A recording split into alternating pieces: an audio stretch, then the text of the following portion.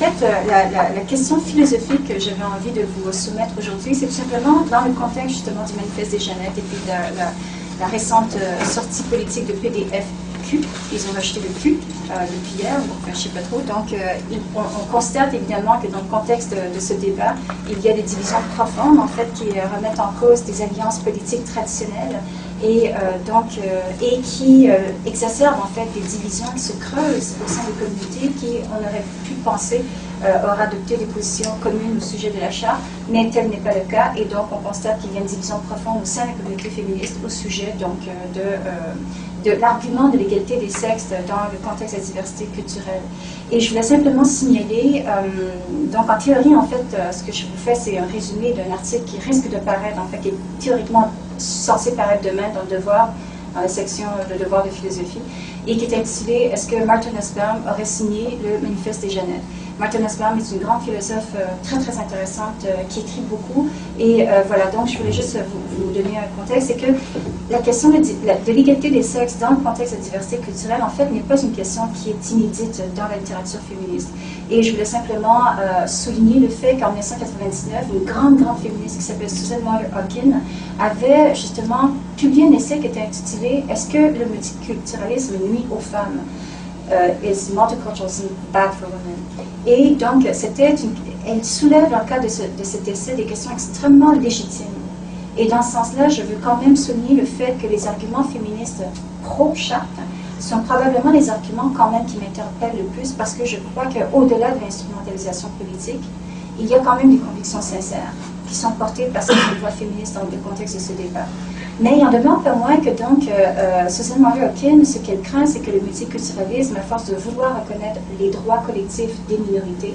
passe sous silence ou bien sacrifie en fait les droits individuels des femmes au sein de ces communautés qui risqueraient peut-être d'être assujetties à des chaînes culturelles les soumettant donc au sein de ces communautés qui seraient fermées, reléguées à la sphère privée et qui échapperaient donc à la vigilance des politiques publiques de l'État par rapport à l'égalité des sexes. Donc une question éminemment légitime à laquelle donc un bon nombre de grands penseurs contemporains ont répondu et ça donnait lieu à un ouvrage collectif. Il y avait parmi ces philosophes Amartya Sen, le prix Nobel d'économie 1998, qui avait répondu à l'appel, et Charles Siller avait écrit Kimika, évidemment, qui lui, évidemment, se sentait interpellé parce que, en fait, Susan Moyer Hawkins critique directement le modèle multiculturaliste libéral que Will Kimika avait mis de l'avant avec l'idée qu'on doit protéger donc les droits collectifs de certaines minorités. Et Martin Nussbaum était également intervenu dans le cadre de ce débat-là. Et Kimika, donc pour parler de lui en premier, Kimika avait répondu à Susan Moyer Hawkins. Dans un premier temps, il avait répondu qu'il était affligé d'une certaine façon de la critique frontale de Hawkins à son égard parce que lui-même avait développé l'idée de protéger les droits collectifs, notamment parce qu'il se sentait l'héritier de la philosophie féministe qu'il avait nourrie dans sa réflexion. Et donc, ce qu'il essayait de dire, c'est que ce n'est pas parce qu'un État libéral a le devoir de protéger certains droits collectifs de certaines minorités culturelles au nom du multiculturalisme au sein d'une démocratie libérale, que ça empêche cet État libéral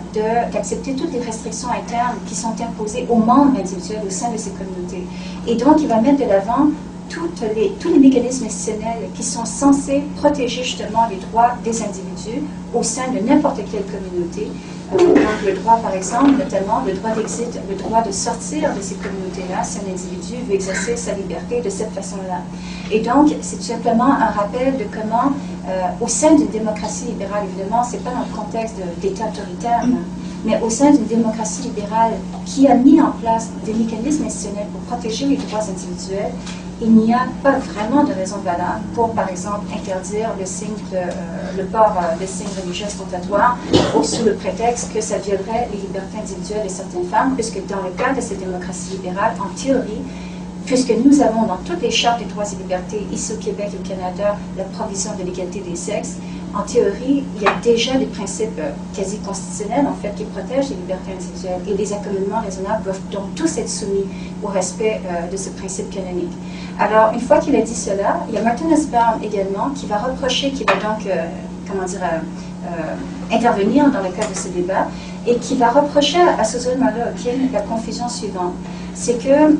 quand on parle justement de la conception de la démocratie libérale, il y a d'une part une certaine interprétation du libéralisme qu'elle appelle le libéralisme compréhensif. Et c'est lorsque, justement, des penseurs ou des citoyens libéraux se croient autorisés d'imposer, en fait, un ensemble de valeurs substantielles de la démocratie libérale. Et c'est donc ce qu'on appelle une conception du libéralisme compréhensif, c'est-à-dire lorsque le libéralisme est entendu comme une doctrine de valeurs qu'on impose de façon coercitive. Et elle veut justement s'en dissocier et s'en distinguer en proposant plutôt l'idée de libéralisme politique, qui en fait découle de l'œuvre d'un autre grand philosophe qui s'appelle John Rawls. Et l'idée du libéralisme politique consiste plutôt à dire la chose suivante, c'est que face au fait du pluralisme et de la diversité culturelle et de la diversité religieuse et de la diversité axiologique qu'il est impossible de nier et qu'il est également impossible de rendre invisible physiquement, le rôle de l'État libéral est justement d'imposer une certaine conception de la neutralité qui permet justement, à partir de la séparation de l'État et de l'Église, la liberté de conscience. Parce que ainsi en est-il de la valeur cardinale du libéralisme politique qui est de protéger les libertés individuelles, mais dans le contexte justement du pluralisme. Et juste pour poursuivre, parce que là je sais très bien que le temps s'écoule, mais juste avec une idée que je voudrais justement peut-être amener sur la table auprès de mes collègues anthropologues et sociologues. Dans le cas de ces ouvrages, où Martha Nussbaum, jusqu'à tout récemment en 2012, elle a écrit un ouvrage qui s'appelle The New Religious Intolerance, où elle dénonce en fait la dérape islamophobe au nom justement de l'égalité des sexes et de la démocratie libérale. Dans le cas d'un autre ouvrage qui s'appelle Femmes et développement humain, parce que Martha Nussbaum est une femme, comment dire, est une philosophe féministe qui s'inscrit dans le féminisme libéral. Elle n'a pas comme telle endossé le féminisme postcolonialiste, mais il n'empêche que Martha Nussbaum, c'est justement une de ces féministes libérales qui veut vraiment à tout prix comment dire, protéger la liberté individuelle des femmes contre les dérives paternalistes. Pour elle, c'est un contresens, donc, de vouloir imposer une conception monolithique de c'est quoi l'émancipation des femmes au nom de l'émancipation des femmes. Pour elle, c'est un paradoxe. Donc, l'idée que West is the best for all women, c'est vraiment une idée qu'elle rejette, notamment parce qu'elle a fait beaucoup de ses travaux en Inde, justement parce qu'elle a été une grande collègue de travail de Amartya Sen, le prix Nobel d'économie 1998, qui, comme vous savez, est d'origine indienne. Et donc, voici le problème qu'elle décortique dans le cadre de son ouvrage, c'est la question des préférences adaptatives. C'est une question qui me fascine personnellement et je pense que sur le plan sociologique, anthropologique, ça peut être aussi une question vraiment intéressante à soulever. Alors, le phénomène des préférences adaptatives est le suivant. C'est le phénomène inhérent à la condition humaine que tous les individus ont tendance, n'est-ce pas, à ajuster leurs préférences individuelles en fonction d'un contexte de choix initial, c'est-à-dire en fonction de leur contexte socio-culturel, historique, économique et politique.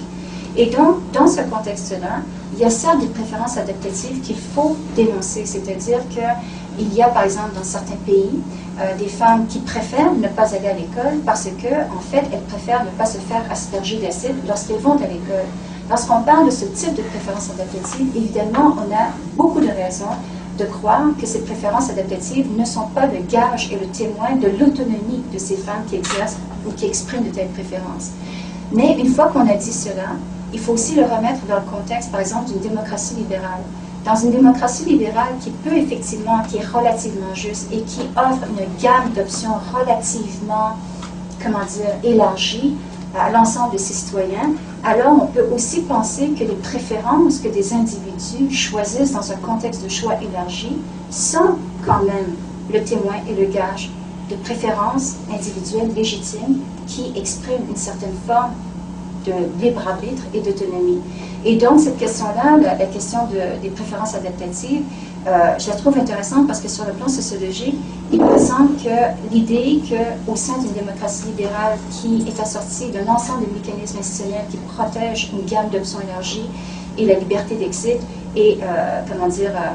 la liberté de conscience, on a alors tous les mécanismes qu'il nous faut pour pouvoir dire que les femmes qui adoptent certaines croyances religieuses, qui semblent contrevenir à certaines valeurs substantielles du libéralisme compréhensif, sont néanmoins le témoin et la marque de leur autonomie et que justement, si on prend au sérieux la valeur cardinale du respect de la liberté individuelle, on n'a aucune raison au sein d'une démocratie libérale pour, interdire de manière paternaliste, colonialiste et coercitive l'expression de ces différences légitimes.